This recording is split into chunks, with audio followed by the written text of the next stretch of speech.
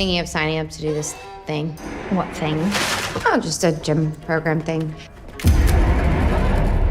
The reason why you can't lose the weight is because you can't stop. I need to do a better job of tracking all the movies I see. I think this is 65? I don't know. I'll have to go look at my records. I usually label them on the little bullet points when I'm structuring out what I want to talk about. But I've been a little lazy on that lately. Today we're talking about Saccharine, which was not on my radar. I'm always checking the AMC app to see what movies are coming out because they're always getting smaller films, especially the theater I usually attend. And they had this one, and Marama was another one that they also had, which I do want to check out. I'm not sure if I'm going to be able to get to it just because the show times are very limited with some of these smaller films that they do. Saccharine, I decided to watch this even though I was originally planning on watching Corporate Retreat, but Corporate Retreat has been getting some really bad reviews. Everything I've seen of it and anybody talking about has not had anything good to say. And you can kind of get a sense of that from the trailer of that movie. I love watching horror movies, so I was probably going to try to watch it anyways, but now I'm going to wait for it to go on streaming and catch it while I'm doing something else and have it on the background just to see how bad it was. And I'm glad I actually watched Saccharine because this one may not work for everyone, but it did for the most part work for me. This was way more enjoyable than Passengers, which it was boring as hell. You could check out my review for that. It was just super mediocre. This one is directed by Natalie Erica James. She did the Apartment 7A, and she also did Relic, which are movies I've seen come across my feed but haven't watched. Apartment 7A looked interesting, and I'll have to go check out some of these because I think that her as a director, she has a bright career ahead because what she's able to do with was probably most likely a pretty small budget is pretty awesome. The movie looks great, and it does have a few issues, but I think visually it's a pretty well done movie. This one stars Midori Francis as Hannah, who she was in Grey's Anatomy, a number of other shows, and she basically plays this medical student who decides to take an experimental dietary supplement in hopes of losing some weight and trying to catch the attention of this trainer that she interacts with throughout their schools. They're both in different programs at the school. And you basically see her understand what the supplement is and decides to make her own variation of it. And this supplement has some very, very dark side effects that are unexpected and lead her into some very uncomfortable situations, especially at the ending. And you have Madeline Maiden, who plays Lana. She's the fitness instructor that Hannah is enthralled with and trying to catch the attention of. And then you also have Danielle McDonald, who plays Josie, and she's Hannah's, I guess, best friend in the movie, and also a classmate. So the story's pretty basic. You're just following Hannah as she runs into an old friend who used to be overweight and is now super thin.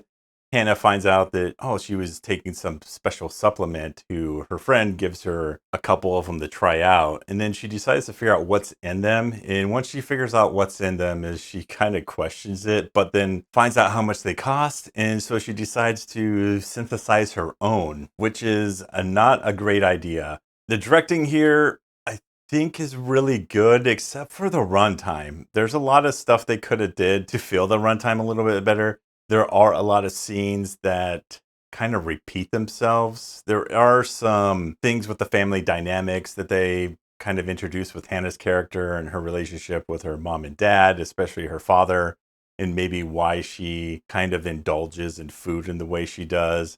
But they don't elaborate on that, and I think they could have did something there, especially with what the drug is and how it's helped her, even though there are some major side effects. The weight loss visuals were a little, I don't think they were bad, because I guess they kind of look a little off in the beginning of the movie, as Hannah is a little bit bigger at the beginning, but as she's losing weight, they don't do a good enough job to indicate this anyway, outside of showing it on a scale. And then there is just this one abrupt scene where she just lost all the weight. She woke up one morning, or they did a time jump without really explaining it, and she was, 50 pounds lighter physically. So it was a little bit jarring. I think Midori Francis's performance as Hannah is probably what really pushes the movie along, because you really are rooting for her and that she gets what she's wanting, but without having to deal with all this other stuff. And I've been seeing a lot of people call this a body horror movie.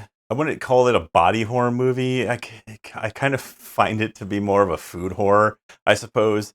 It does tackle the subject of binge eating and how that impacts someone in both their emotional and physical self. So that is kind of a trigger warning. There's a lot of stuff with food in here. If you don't like watching people eat or some of the sounds they make, especially with how it's shot in this movie with some of the audio and visuals, very close up on Hannah binge eating a lot of junk food. So definitely forewarn you on that one. And the body horror aspects, I think, do really come in at the ending of the movie, especially how the movie actually ends, which is kind of out there and was not expecting. Like, it's a curveball in how they decided to end this film. But you have the major body horror happening there. You do have a little bit of body horror because Hannah is a medical student, so there's some scenes where they're working with cadavers. So a lot of the body horror is more around the cadaver stuff and some of the things she does with those cadaver parts. That's probably the biggest part, except for the end. And then also the cadaver they work on is an obese person who